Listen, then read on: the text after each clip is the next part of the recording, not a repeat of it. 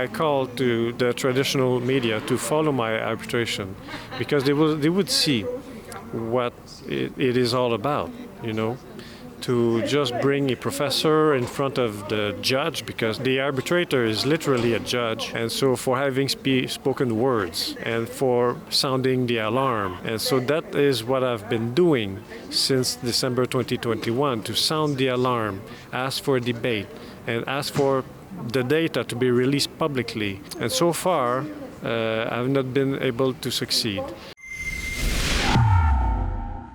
Alexa Lavoie for Ribbon News, and I'm currently at Laval University in Quebec City because today there is a hearing for the Patrick Provost case.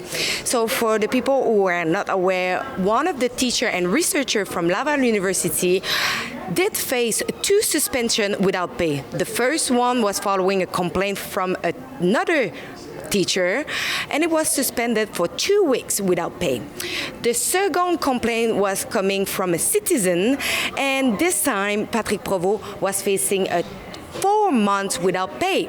And now Laval University set up a committee because the 2 suspensions without pay were contested by the union who represent Patrick Provost. The purpose is to know whether the 2 suspensions were justified or not. We cannot disclose anything that was said during the hearing because the committee did an exclusion of witnesses. So that means that the first witness, that is Mr. Provost, his full testimony needs to remain under confidentiality. Let's hear what they have to say. It feels like the Inquisition. But at the same time, I mean, he's being interrogated by the lawyer of the university. So of course, the lawyer is doing her job, you know. So, but it really feels like the Inquisition. Ce que je peux dire, là, parce qu'on peut pas tout dire, il y a une exclusion des témoins, fait qu'on peut pas rapporter le témoignage de ce qui se dit durant l'audience. Aujourd'hui, on était encore dans la preuve de l'employeur. Donc, c'est l'employeur qui a le fardeau de la preuve. Ça veut dire que c'est lui qui doit démontrer que les suspensions qu'il a appliquées au professeur Provost sont justifiées. Donc, dans le cadre de sa preuve, son premier témoin, c'est le professeur Provost. Donc, le professeur Provost commence comme s'il était en contre-interrogatoire. Et c'est la 3e journée là, qu'on était dans son interrogatoire. What is your take on the harsh interaction? Well, it's a controversial issue that's being dealt with. So obviously, I'm not surprised that there are, you know, a few objections and suspensions. I think it's normal. In all the cases I've seen so far around this issue, that happens pretty often. Un procès, c'est comme une arène, hein? Fait que on essaye de définir le cadre du litige, de ne pas déborder. L'employeur va, c'est certain, tenter d'affecter la crédibilité du témoin, puis ça fait partie du jeu. Puis en même temps, ben, le rôle de la partie syndicale, et ça va être de protéger cette crédibilité-là. Fait que c'est sûr, c'est une arène, hein? C'est ça un procès. Yeah, so today was the 6th audience of my arbitration. And 19 days are scheduled until December 20, 2023. And so it was the 3rd day that I was interrogated as a witness by Université Laval, by their lawyer. And so I had to answer her questions. So I cannot comment about the content of what I told them. But you know, I'm a scientist, and I am asked to answer by yes or no, provide black and white responses. But it's very difficult. So everything is not as clearly defined as black or white, so I like to, comment on the context and bring some more information to have my answers as complete as possible, so that the arbitrator has the most complete picture of the situation. So I've expressed criticisms against the COVID-19 vaccines for children aged 5 to 11.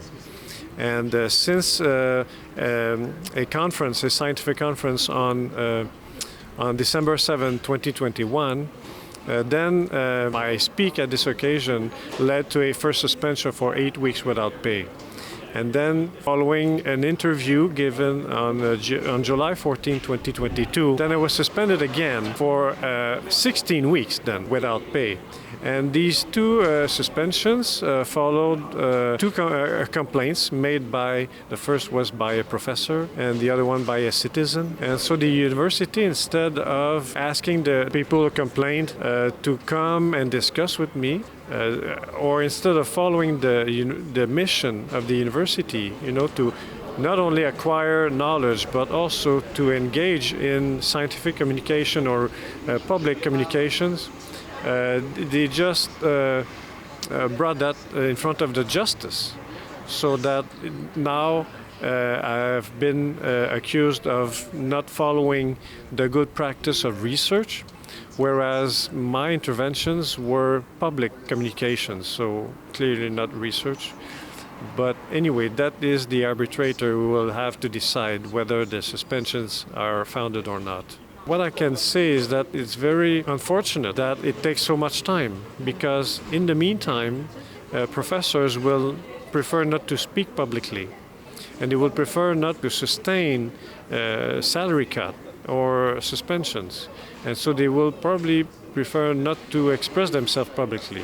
And it is one of their responsibility. It's really sad that no other mass media or traditional media other than Le Soleil are following my arbitration. And of course, Le Soleil receives money from Université Laval. So I don't know how objective they can be. So, and in the past, the journalist who is attending the arbitration has not been very objective against me. And so, yeah, we'll have to see through. But it would have been nice, and it would be nice. I call to the traditional media to follow my arbitration, because they would see what it is all about, to just bring a professor in front of the judge, because the arbitrator is literally a judge, and so for having spoken words and for sounding the alarm. And so that is what I've been doing since December 2021, to sound the alarm,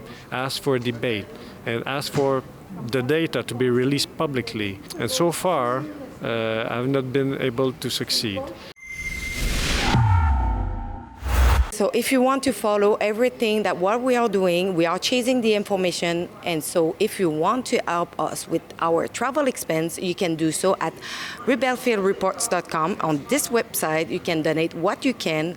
And I thank all of you for all donation. Thank you.